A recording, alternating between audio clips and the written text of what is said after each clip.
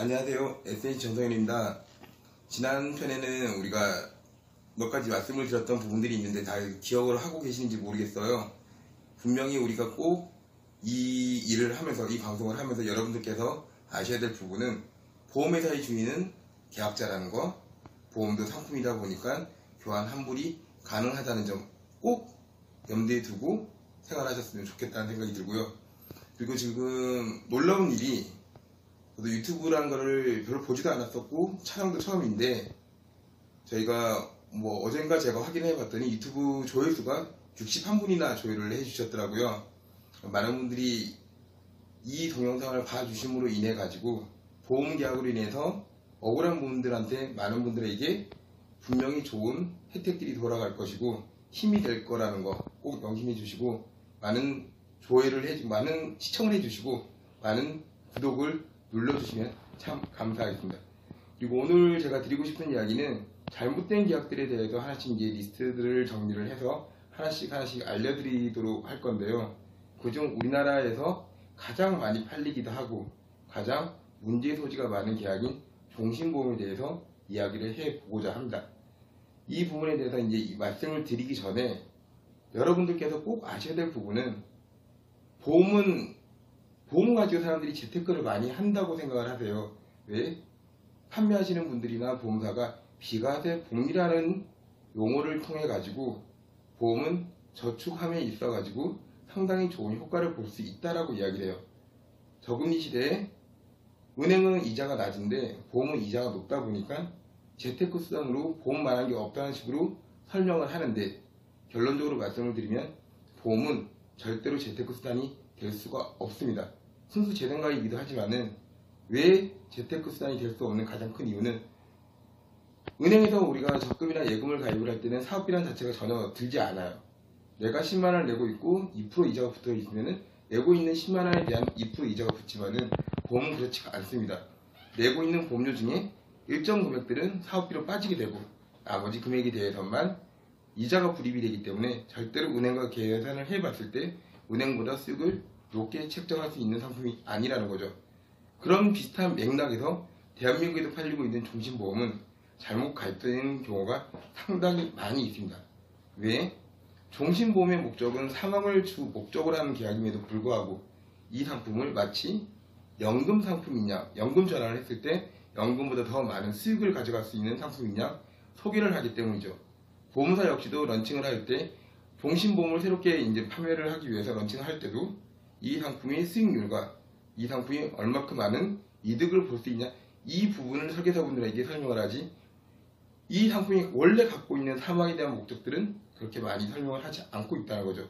그렇다 보니까 현장에 나오고 필드에 나오게 되면 설계사분들은 이 상품을 사망이 주 목적인 상품이 아니라 나중에 내 노후자금 저축 목적인 상품인 것처럼 오인되게끔 계약자분들에게 많은 판매를 하고 있다는 것이죠.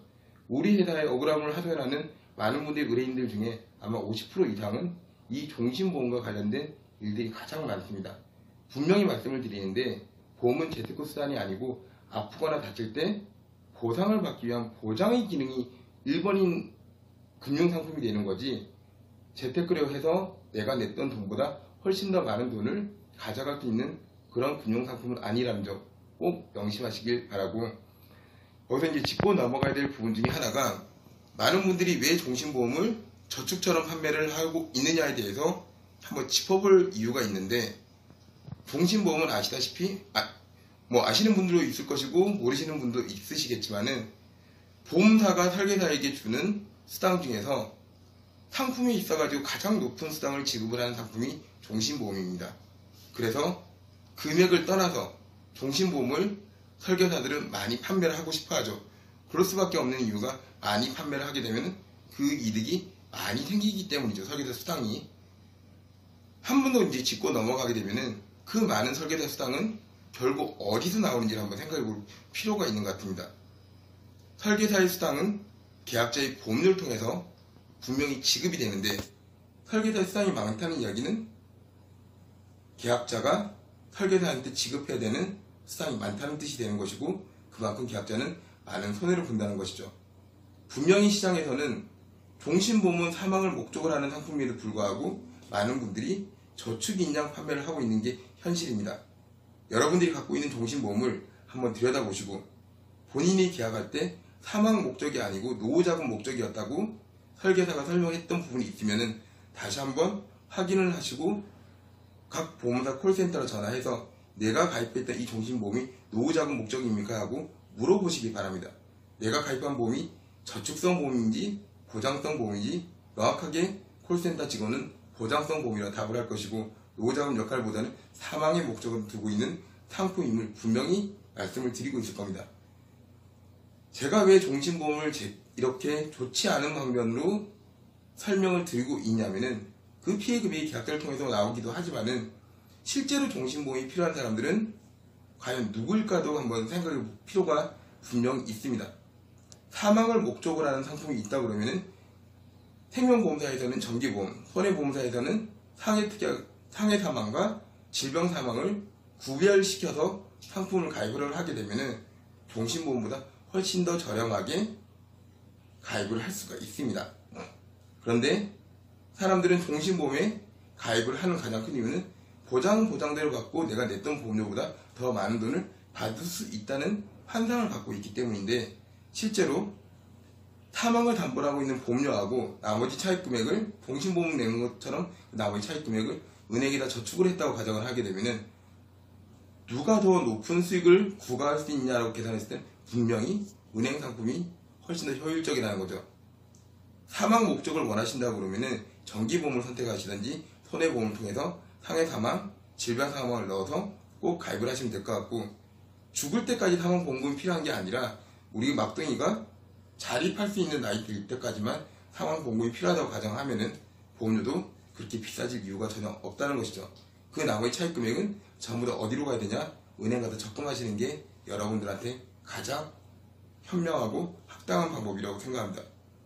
분명히 다시 한번 말씀을 드리는데 여러분들은 종신보험을 상당히 많이 가입을 하시고 계시는데 그 보험이 나의 노후자금 역할을 대신하고 있다고 생각한다 그러면 다시 한번 합리적인 의심을 해보시고 콜센터 통해서 본인이 계약할 당시에 들었던 이야기들을 다시 한번 확인해 보시고 본인 이야기가 틀렸다는 거, 설계사 이야기가 틀렸다는 부분 분명히 확인해 보시길 바랍니다.